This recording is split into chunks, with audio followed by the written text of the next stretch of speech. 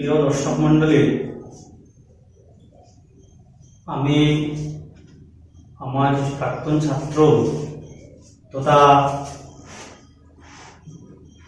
অভিভাবক ও শুভাকাঙ্ক্ষীদের অনুরোধে ইংরেজি গ্রামারে ক্লাস নেওয়ার জন্য ইউটিউব লাইভে আসতে বাধ্য হয়েছি। যেহেতু আমার দীর্ঘদিনের অভিজ্ঞতা আছে ইংরেজির উপরে ক্লাস করার, সেই অভিজ্ঞতা থেকে আমি দেখেছি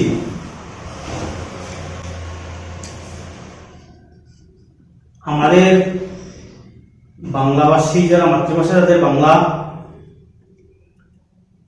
তাদেরকে ইংরাজি শিখতে হলে, শুদ্ধভাবে ইংরাজি লিখতে বা কথা বলতে টেন্স অত্যন্ত আবশ্যক। যদি কোনো ছাত্র টেন্স নিজের মাতৃভাষায় না বুঝে, তাহলে সে একটা বাক্য শুদ্ধভাবে লিখতে পারবে না, বলতে পারবে না। তো ইংরেজিতে একটা বাক্য শুদ্ধভাবে লিখতে হলে বাক্যের তিনটা পার্ট অত্যন্ত গুরুত্বপূর্ণ। একটা হলো সাবজেক্ট, একটা হলো ভার্ব, একটা হলো অবজেক্ট। সাবজেক্ট মানে কর্তা, সাবজেক্ট মানে কর্তা,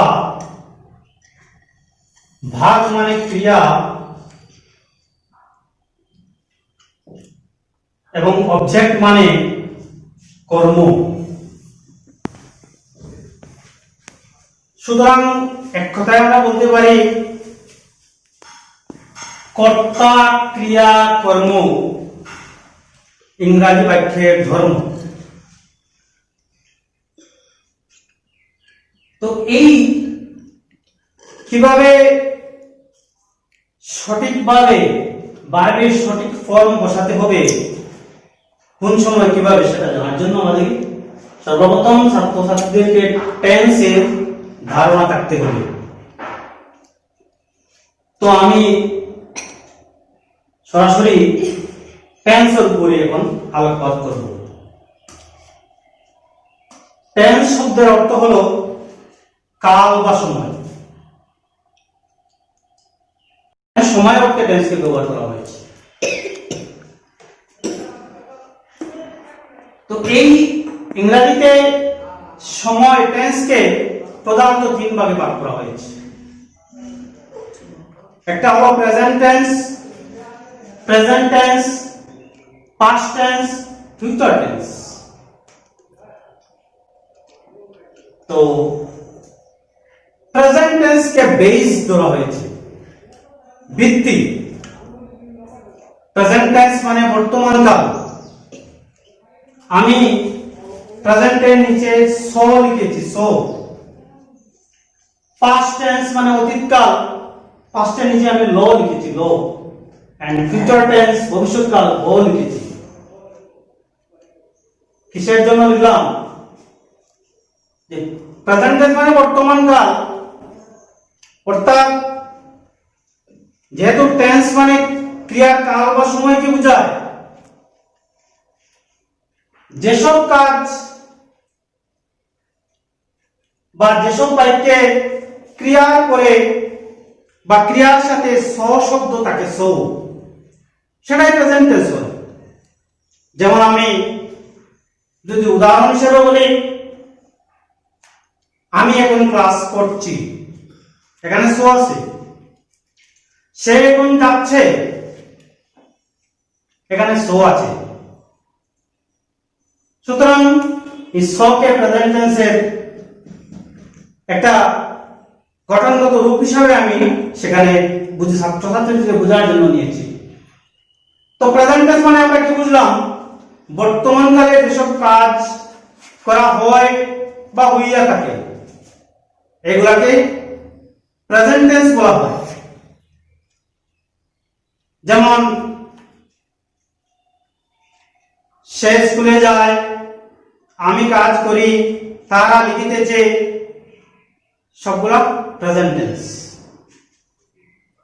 পাস্ট টেন্স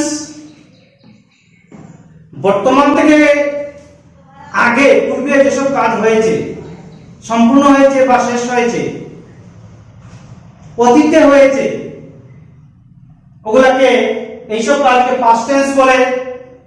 আমি তার একটা রূপ হিসাবে, গঠনগত রূপ হিসাবে ল লিখেছি।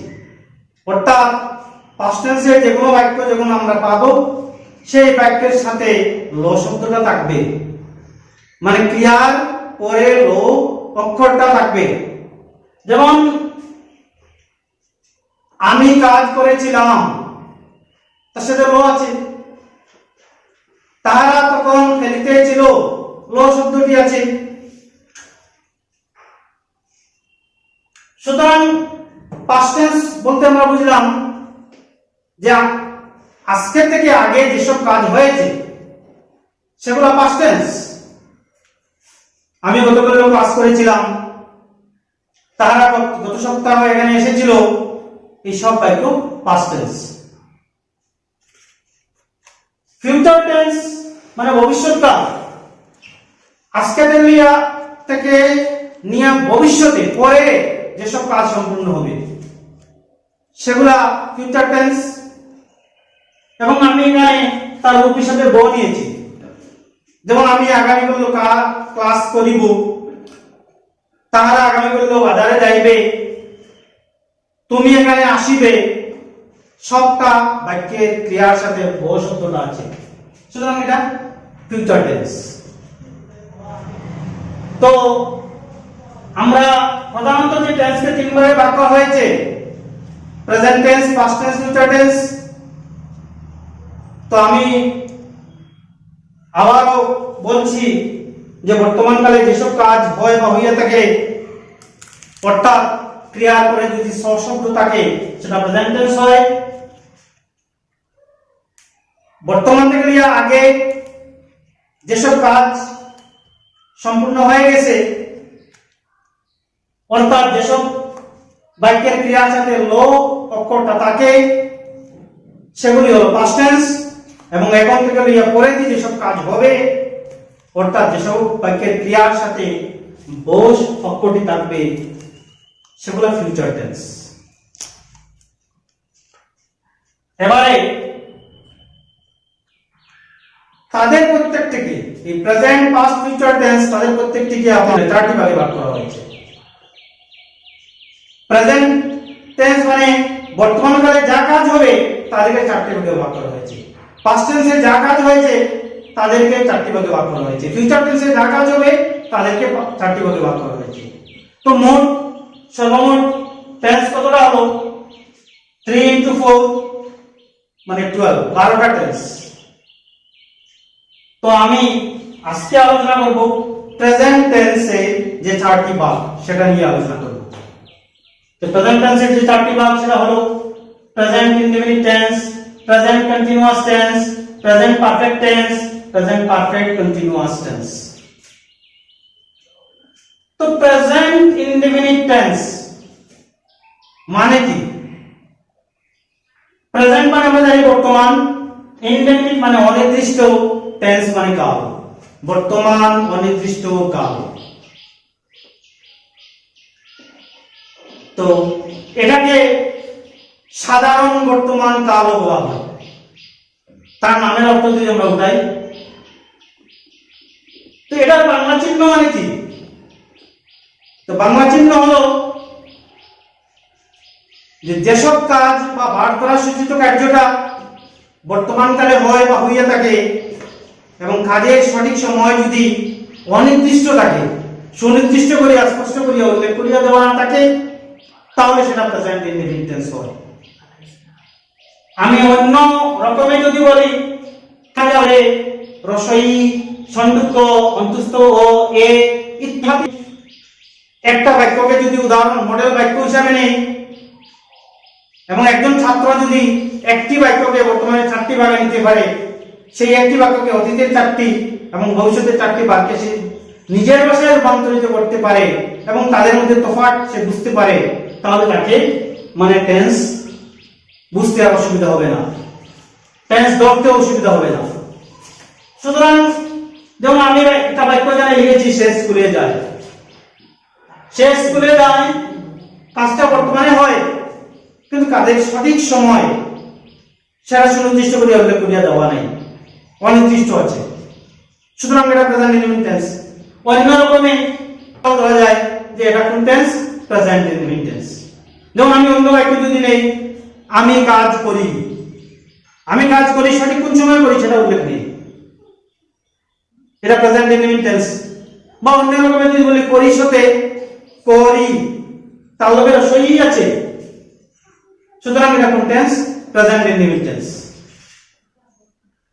তাছাড়া প্রেজেন্ট ইনডিফিনিট টেন্সের আরো বিভিন্ন রূপ, যেমন যদি কোনো অভ্যাসগত কাজ হয়, অভ্যাসগত কাজ যে সদাসর্বদা আমরা যে কাজ করি, যদি কোনো চিরন্তন সত্য হয়, চিরকাল ধরে সত্য, অতীতে যেরকম ছিল বর্তমানে এরকম আছে, ভবিষ্যতে এরকম থাকবে। হ্যাঁ, স্থির সিদ্ধান্ত অনুযায়ী ভবিষ্যতের কাজ, বর্তমানে সিদ্ধান্ত নেওয়া হয়েছে, হ্যাঁ ভবিষ্যতে হবে, এটা কোনো পরিবর্তন হবে না, এই ধরনের কাজ। কোন লেখকের কোন গ্রন্থ থেকে যদি কোনো উদ্ধৃতি, কোনো কোটেশন তুলিয়ে ধরা হয়, তাছাড়া যদি কোনো ঐতিহাসিক ঘটনাকে সজীব করিয়া দেখানো হয়, অতীতের ঘটনা বর্তমানে সজীব করিয়া দেখানো হচ্ছে, এই সব জিনিসকে প্রেজেন্ট ইনডিফিনিট টেন্সে ব্যবহার করা হয়। আমি প্রথমে প্রত্যেকটা এই প্রেজেন্ট টেন্সের 4টা টেন্স আছে, বাংলা চিহ্নগুলো আমি আলোচনা করব, তারপর ইংরেজি করবার নিয়ম সম্পর্কে আমি আলোচনা করব। দ্বিতীয়ত হলো প্রেজেন্ট কন্টিনিউয়াস টেন্স। প্রেজেন্ট মানে বর্তমান, কন্টিনিউয়াস মানে চলমান বা ঘটমান, টেন্স মানে কাল, বর্তমান চলমান কাল, বর্তমান ঘটমান কাল। তার মানে কি সেটাকে যদি আমি ব্যাখ্যা করি, তো তার বাংলা চিহ্ন আমরা কি পাবো? যে বার্তা সূত্র কার্যটা বর্তমান কালে হইতেছে বা চলতেছে, বর্তমান কালে হইতেছে বা চলতেছে বুঝাইলে কোন টেন্স? Present continuous tense. এটাকে যদি অন্য রকমে আমরা বলি, ক্রিয়ার পরে ইতেছি, ইতেছে, ইতেসু ইত্যাদি থাকিলে বা প্রবৃত্তি থাকিলে প্রেজেন্ট কন্টিনিউয়াস টেন্স হয়। যেমন আমি এখানে একটা বাক্য লিখেছি, সে স্কুলে যায় থেকে লিখেছি, কারণ সে স্কুলে যাইতেছে, সে স্কুলে যাইতেছে। এই বাক্যটা আমরা কি বুঝতেছি? যে কাজটা বর্তমানে চলতেছে। হ্যাঁ, আমি ভাত খাইতেছি, আমার খাওয়া কাজটা চলতেছে। তাহারা লিখিতেছে, তাদের লেখা কাজটা চলতেছে। প্রত্যেকটা কাজ বর্তমানে হইতেছে বুঝাইতেছে। বা ওই যে স্কুলে যাইতেছি তাহলে ইতেছি আছে, আমি ভাত খাইতেছি তাহলে ইতেছি আছে, তাহারা লিখিতেছে তাহলে ইতেসও আছে। সুতরাং যে ইতেছি, ইতেছে, ইতেসো ক্রিয়ার পরে ইতেছি, ইতেছে, ইতেসো থাকলে প্রেজেন্ট কন্টিনিউয়াস টেন্স হয়। তো আমরা কি পেলাম? সে স্কুলে যায় প্রেজেন্ট ইনডিফিনিট টেন্স, আর এই বাক্যটাকে যখন সে স্কুলে যাইতেছে বলবো তখন এটা প্রেজেন্ট কন্টিনিউয়াস টেন্স হয়। আমি কাজ করি প্রেজেন্ট ইনডিফিনিট টেন্স, আমি কাজ করিতেছি প্রেজেন্ট কন্টিনিউয়াস টেন্স। হ্যাঁ, সে হাঁটে প্রেজেন্ট ইনডিফিনিট টেন্স, সে হাঁটিতেছে প্রেজেন্ট কন্টিনিউয়াস টেন্স। তারপর প্রেজেন্ট পারফেক্ট টেন্স। প্রেজেন্ট মানে বর্তমান, পারফেক্ট মানে সম্পূর্ণ, টেন্স মানে কাল। বর্তমান সম্পূর্ণ কাল, তার মানে কি? তাই এটাকে যদি আমরা ব্যাখ্যা করি, যে আমরা যদি বর্তমান, প্রেজেন্ট মানে বর্তমান, পারফেক্ট মানে সম্পূর্ণ, টেন্স মানে কাল, বর্তমান সম্পূর্ণ কাল, সেটাকে যদি আমরা ব্যাখ্যা করি তার বাংলা চিহ্ন হবে বার্তা সূত্র কার্যটা এইমাত্র সম্পূর্ণ হইয়াছে বা শেষ হইয়াছে। বার্তা সূত্র কার্যটি এইমাত্র সম্পূর্ণ হইয়াছে বা শেষ হইয়াছে যদি বোঝায়, যে কাজটা এইমাত্র সম্পূর্ণ হয়েছে সেই কাজটার ফল এখনো বর্তমান থাকবে, তখন সেটা প্রেজেন্ট পারফেক্ট টেন্স হয়। অন্য রকমে যদি আমি বলি, ক্রিয়ার পরে ইয়াসি, ইয়াসে, ইয়াসু প্রবৃত্তি থাকলে প্রেজেন্ট পারফেক্ট টেন্স হয়। যেমন আমি যে ব্যক্তিরা সে স্কুলে যায় বলেছিলাম প্রেজেন্ট কন্টিনিউয়াস টেন্সে সেটা ছিল সে স্কুলে যাইতেছে। প্রেজেন্ট পারফেক্ট টেন্সে যদি বলি আমরা আমাদের বাংলা ভাষায় সে এইমাত্র স্কুলে গিয়েছে। সে এইমাত্র স্কুলে গিয়েছে মানে কি তার স্কুলে যাওয়া এইমাত্র সম্পূর্ণ হয়েছে, এটা প্রেজেন্ট পারফেক্ট টেন্স। বা সে এইমাত্র স্কুলে গিয়েছে, গিয়েছে লগে কি আছে ইয়াছে আছে। আমি মাত্র ভাত খাইয়াছি, আমার খাওয়া এইমাত্র সম্পূর্ণ হয়েছে, এটা প্রেজেন্ট পারফেক্ট টেন্স। বা খাইয়াছি তার লগে ইয়াছে আছে। তারা এইমাত্র কাজ শেষ করিয়াছে, তাদের কাজটা এইমাত্র শেষ হয়েছে, তার ফলে বর্তমান। বা শেষ করিয়াছে, করিয়াছে লগে ইয়াছে আছে। সুতরাং এটা কোন টেন্স? Present perfect tense. তারপরে present perfect continuous tense. Present perfect continuous tense. Present মানে বর্তমান, পারফেক্ট মানে সম্পূর্ণ, কন্টিনিউয়াস মানে চলন্ত বা চলমান, টেন্স মানে কাল। বর্তমান সম্পূর্ণ চলমান কাল, বর্তমান সম্পূর্ণ বর্তমান কাল। এই তার নামটাকে যদি আমরা ব্যাখ্যা করি যে আমরা কি পাই, একটা কাজ যে কাজের কিছুটা সম্পূর্ণ হয়ে গেছে আর কিছুটা চলতেছে। একটা কাজের কিছুটা সম্পূর্ণ হয়ে গেছে, কিছুটা চলতেছে। এমন একটা কাজের যদি কিছু সম্পূর্ণ হতে হয় তাহলে কাজটা নিশ্চয়ই কিছু সময় আগে থেকে নিয়ে আরম্ভ হতে হবে। সুতরাং আমরা এটা বাংলা চিহ্ন বলতে পারি যে যাবত অবধি ধরিয়া কোন নির্দিষ্ট সময়তে কোনো কাজ আরম্ভ হইয়া এখন পর্যন্ত অবিরতভাবে হইতেছে বা চলতেছে বুঝাইলে প্রেজেন্ট পারফেক্ট কন্টিনিউয়াস টেন্স হয়। অর্থাৎ যে এটাকে আমি অন্যরকমে যদি বলি যে বর্তমানে অনেক সময় ব্যাপী কোনো কাজ হইতেছে বা চলতেছে বুঝাইলে প্রেজেন্ট পারফেক্ট কন্টিনিউয়াস টেন্স হয়। তারপর বাংলা চিহ্ন অর্থাৎ অনেক আগে থেকে লইয়া কোনো কাজ যদি শুরু হয় আর এখন পর্যন্ত এটা অবিরতভাবে চলতে থাকে, এটা প্রেজেন্ট পারফেক্ট কন্টিনিউয়াস টেন্স। যেমন আমি এখানে একটা বাক্য লিখেছি, সে 3 বছর ধরে স্কুলে যাইতেছে।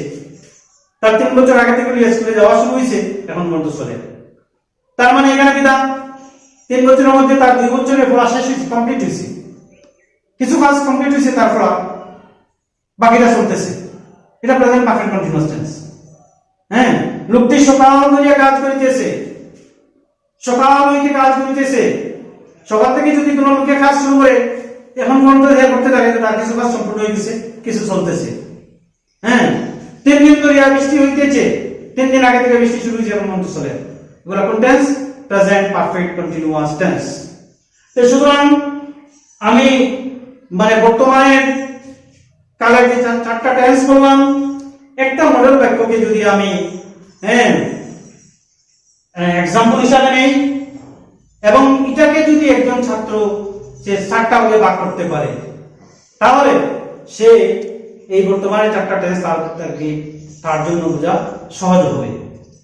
তো যেমন আমি যদি বলি সে লিখে, প্রেজেন্ট ইনডিফিনিট টেন্স, সে লিখিতেছে প্রেজেন্ট কন্টিনিউয়াস টেন্স, সে এইমাত্র লিখিয়াছে প্রেজেন্ট পারফেক্ট টেন্স, সে 2 ঘন্টা ধরে লিখতেছে প্রেজেন্ট পারফেক্ট কন্টিনিউয়াস টেন্স। আমি ক্লাস করি প্রেজেন্ট ইনডিফিনিট টেন্স, আমি ক্লাস করিতেছি প্রেজেন্ট কন্টিনিউয়াস টেন্স, আমি এইমাত্র ক্লাস করিয়াছি প্রেজেন্ট পারফেক্ট টেন্স, আমি 30 মিনিট ধরে ক্লাস করিতেছি প্রেজেন্ট পারফেক্ট কন্টিনিউয়াস টেন্স।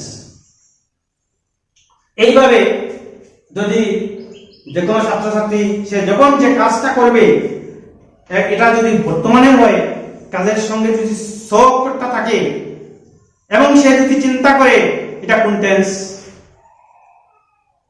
এবং সঙ্গে সঙ্গে সে যদি নিজে ভাবে যে এটা যদি আমি যে বাক্যটা পেয়েছি সেটা প্রেজেন্ট কন্টিনিউয়াস টেন্সে পেয়েছি, এটাকে যদি আমি অন্য 3 টেন্সে নিলে কিভাবে হবে সে নেওয়ার চেষ্টা করে, তখন তার দ্বারা টেন্স বোঝা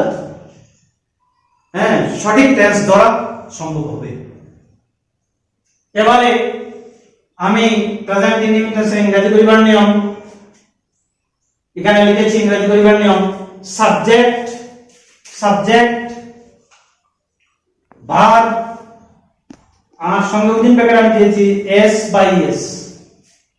এটা হলো স্ট্রাকচার, ইংরেজি স্ট্রাকচার মানে ইংরেজি পরিবার নিয়ম। অর্থাৎ কর্তা, প্রথমে কর্তা বসাইতে হবে, সাবজেক্ট বসাতে হবে, সাবজেক্টের পরে মূল ভার্ব বসবে। ভার্বের 1 নম্বর রূপ আমরা জানি প্রত্যেক ভার্বের 3টা রূপ থাকে, ভার্ব 1, ভার্ব 2, ভার্ব 3।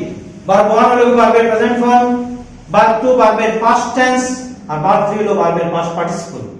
তো এখানে আমরা সাবজেক্ট তারপরে ভার্ব বসাতে হবে ভার্ব 1, আর যদি subject third person singular number হয় তাহলে ভার্বের শেষে s বা es যুক্ত করিতে হয়। থার্ড পারসন সিঙ্গুলার নাম্বার বলতে যদি হি সি বা কোনো ব্যক্তির নাম বা ইট থাকে, এগুলো সব থার্ড পারসন সিঙ্গুলার নাম্বার। তো থার্ড পারসন সিঙ্গুলার নাম্বার হলে ভার্বের শেষে s বা es যুক্ত করিতে হবে। তো আমি যে লেখাটা লিখেছিলাম সে স্কুলে যায়, এখানে সে মানে হি, আর যায় সেটা বা যাওয়ার আগে আমরা জানি গো, আর he the third person singular number, যার জন্য বর্ডের সঙ্গে es এসেছে। He goes to school, he goes to school. কিন্তু এখানে যদি আমি বলি আমি কাজ করি, আই ডু ওয়ার্ক, এখানে আই ফার্স্ট পারসন, সুতরাং সঙ্গে আর s বা es আসবে না। প্রেজেন্ট কন্টিনিউয়াস টেন্সের ইংরেজি পরিবার নিয়ম আমি এখানে লিখেছি সাবজেক্ট প্লাস সাহায্যকারী ভার্ব হিসাবে, অক্সিলারি ভার্ব হিসাবে am বা are বা is, am বা are বা is plus verb plus ing। Verb plus ing মানে এটা ভার্বের প্রেজেন্ট পার্টিসিপল, ভার্বের প্রেজেন্ট পার্টিসিপল। অর্থাৎ যে প্রেজেন্ট কন্টিনিউয়াস টেন্সের ইংরেজি পরিবার নিয়ম হলো সাবজেক্টের পর সাহায্যকারী ভার্ব হিসাবে am বা are বা is বসাইয়া মূল ভার্বের সহিত ing যুক্ত করিতে হয়। am বা are বা is বসাইয়া মূল ভার্বের সহিত ing যুক্ত করিতে হয়। তো আমি এখানে যে বাক্যটা লিখেছি সে স্কুলে যাইতেছে, সে হি, হির সঙ্গে is আসবে। হি is, যাওয়ার ইংলিশ গো, তার সঙ্গে ing এসেছে, হি is going to school, he is going to school। আমি ভাত খাইতেছি, আমি যদি বলি I am eating rice, এইভাবে তারা খেলিতেছে, they are playing।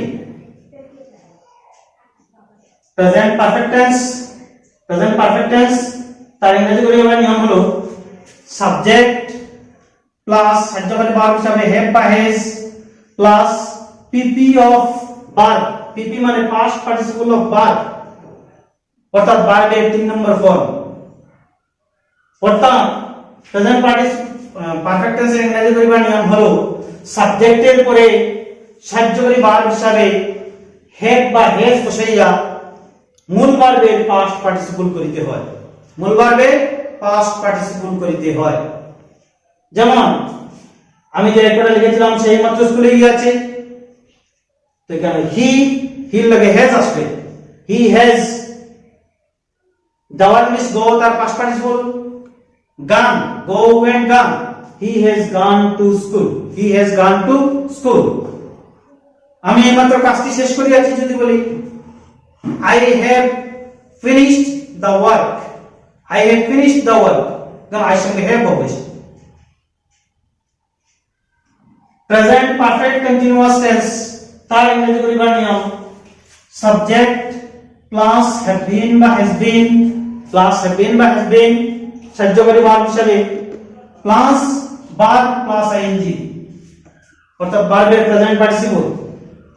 তো প্রেজেন্ট পারফেক্ট কন্টিনিউয়াস ইংরেজি পরিবার নিয়ম হলো সাবজেক্টের পর have been বা has been বসাইয়া মূল ভার্বের সহিত ing যুক্ত করিতে হয়। সাবজেক্টের পর have been বা has been বসাইয়া মূল ভার্বের সহিত ing যুক্ত করিতে হয়। যেমন সে 3 বছর ধরে স্কুলে যাইতেছে, আমি যে বাক্যটা এখানে লিখেছি সেটাকে ইংরেজি করলে কি হবে, হি সাহায্যকারী ভার্ব হিসেবে আসবে has been, he has been, verb হবে ing going, he has been going to school for 3 years, for 3 years।